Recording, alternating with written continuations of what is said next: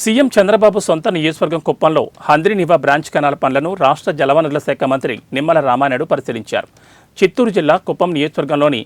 గుండిశెట్టిపల్లి పరమసముద్రం కాలువను పరిశీలించిన మంత్రి నిమ్మల గతంలో జరిగిన పనుల వివరాలు అడిగి తెలుసుకున్నారు.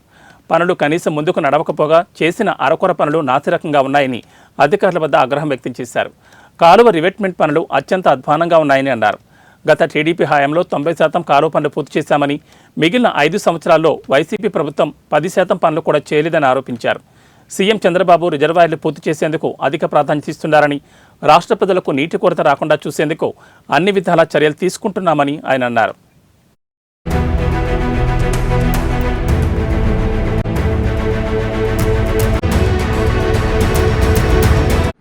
చంద్రబాబు నాయుడు గారు ఏదైతే ప్రత్యేకమైనటువంటి దృష్టి పెట్టారు,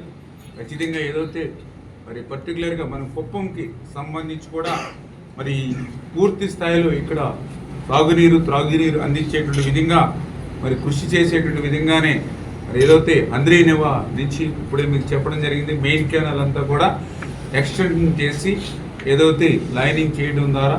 అదేవిధంగా ఏదైతే పొంగనూరు బ్రాంచ్కి సంబంధించి ఏదైతే ఆ యొక్క 220 కిలోమీటర్లు, అదేవిధంగా ఏదైతే మన కుప్పం బ్రాంచ్ కెనాలు ఈ 123 కిలోమీటర్లు, ఇవన్నీ కూడా ఎంత ఖర్చు అయినా కూడా ఇప్పుడు ఎస్టిమేషన్ అన్నీ కూడా కరెక్ట్ చేసుకుని అవన్నీ కూడా ఏదైతే ఎక్స్టెన్షన్ అదేవిధంగా మరి లైనింగ్ ఇవన్నీ కూడా చేసుకుని పూర్తి స్థాయిలో మరి సాగునీరు త్రాగునీరు మీకు అందించేటువంటి విధంగా కృషి చేస్తామని చెప్పి తెలియజేస్తూ, అదేవిధంగా ఇప్పుడు అధికారులు అదేవిధంగా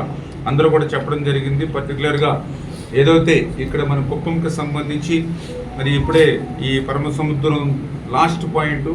అప్పటి వరకు ఒక దగ్గర 110 చెరువుల వరకు కూడా ఏదైతే ఈ కుప్పం నియోజకవర్గంలో ఏవైతే ఉన్నాయో వీటినన్నింటినీ కూడా భవిష్యత్తులో పూర్తి స్థాయిలో నింపేటువంటి విధంగా దానికి అవసరమైనటువంటి డ్రింకింగ్ వాటర్ మనకి ఎంత అవసరం అవుతుందో దాన్ని కూడా అంతా కూడా క్యాలిక్యులేషన్ చేసుకునేటువంటి విధంగా మరి దీంతో పాటుగా ఎడిషనల్గా ఇంకా మరి ఏదైతే మరి మదనాపల్లి అదేవిధంగా యమగానపల్లి అది కూడా దగ్గర 535 కోట్ల రూపాయలతోటి దాన్ని కూడా ఆల్రెడీ ఎస్టిమేషన్లు వేసి మరి ముఖ్యమంత్రి గారు దాన్ని కూడా ఇమీడియట్లీ దాన్ని కూడా శాంక్షన్ చేసి ఆ పనులు కూడా మనం ఇమీడియట్లీ అది కూడా మొదలుపెట్టి పూర్తి చేసుకున్నట్లయితే మనం ఏదైతే ఇక కుప్పం కూడా శాశ్వతంగా పూర్తి స్థాయిలో మనం సాగునీరు అందించేటువంటి విధంగా ఇటువంటి ప్రణాళికలన్నీ కూడా 1 by 1 అన్నీ కూడా వేసుకుంటూ క్లియర్ చేసుకుంటున్నామని చెప్పి తెలియజేసుకుంటూ అనుసంధానం చేస్తాము. కుప్పం జీవనాడి పాలర్ ప్రాజెక్ట్ అనేది చేపడితే దాదాపు 100 ఎకరాలు అనేది అనుసంధానం చేస్తే జీవనాడి ఖచ్చితంగా ఏదైతే ఇప్పుడు దాని మీద కూడా ఇప్పుడు ఇందాక కూడా మన ఎమ్మెల్సీ గారు కూడా చెప్పడం జరిగింది. సుప్రీంకోర్టులో కూడా దాని మీద కూడా సుప్రీంకోర్టులో కూడా కేసులు ఉంటే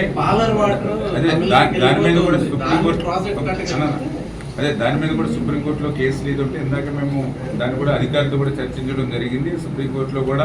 ఒక మంచి న్యాయవాదులు, ఎందుకంటే గత ప్రభుత్వం నిర్లక్ష్యం చేయడం వల్ల కొంత నష్టపోయాం. అది మళ్ళీ కొంత ఎవరైతే మన అడ్వకేట్ జనరల్ గారితో కూడా మాట్లాడి కొంచెం సీనియర్ ఎవరైతే అడ్వకేట్స్ని పెట్టి